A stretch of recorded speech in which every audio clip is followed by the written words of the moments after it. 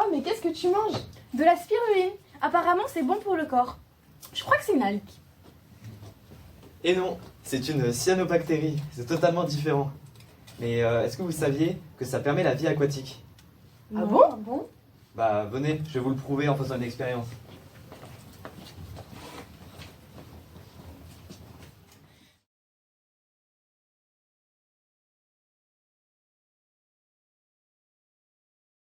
La spiruline désigne différentes espèces de cyanobactéries. Elles ne sont donc pas des algues, contrairement à ce que l'on pourrait penser.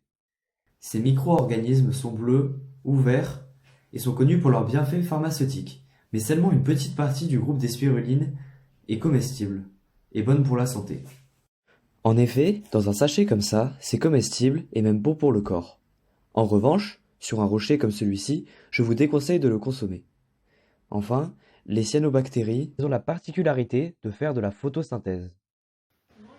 Pour notre expérience, nous aurons besoin d'un microscope, d'un agitateur, de matériel XAO, d'une sonde à oxygène, de spiruline, de levure affamée, de 2 pipettes et d'une lampe. La spiruline, c'est ça. D'ici, on voit pas très bien ce que c'est alors. Allons voir d'un peu plus près. Quand on l'observe au microscope à petit grossissement, x40, on voit qu'il y en a partout, mais on ne distingue toujours pas sa forme. Par contre, au gros grossissement, x600, on remarque que les molécules de bactéries ressemblent à des petits ressorts, plus ou moins longs. Maintenant, on va montrer que la spiruline permet de produire de l'oxygène. Pour cela, on prélève à l'aide d'une pipette la spiruline et on la verse dans l'agitateur.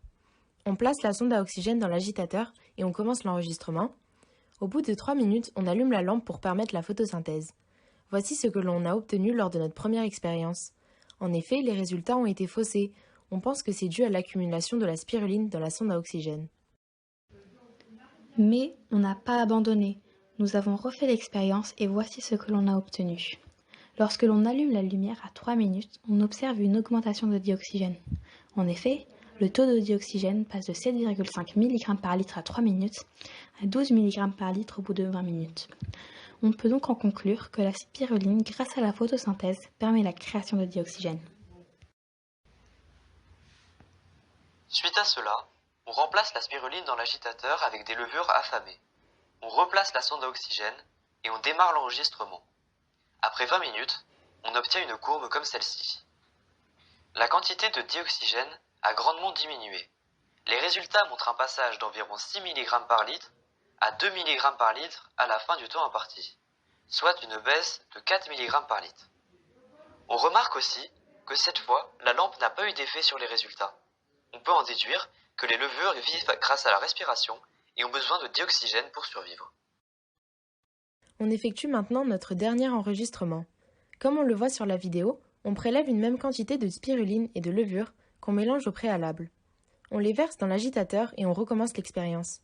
La courbe semble diminuer, puis lorsque l'on allume la lumière, on peut voir que la courbe stagne, voire augmente légèrement sur la fin. La valeur du dioxygène reste dans les alentours de 3 ml par gramme. La spiruline est également un organisme millénaire qui est probablement une des premières formes de vie sur Terre. Elle daterait d'environ 3,8 milliards d'années selon les fossiles que nous avons pu retrouver et dater.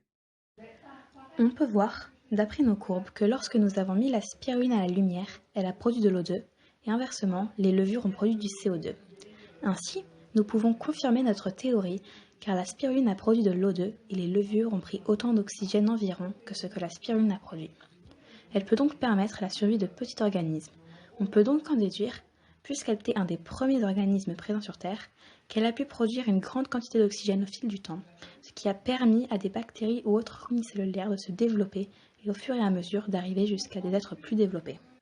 On peut donc dire que les cyanobactéries comme la spiruline ont permis d'oxygéner les océans et ont donc permis la vie dans l'eau.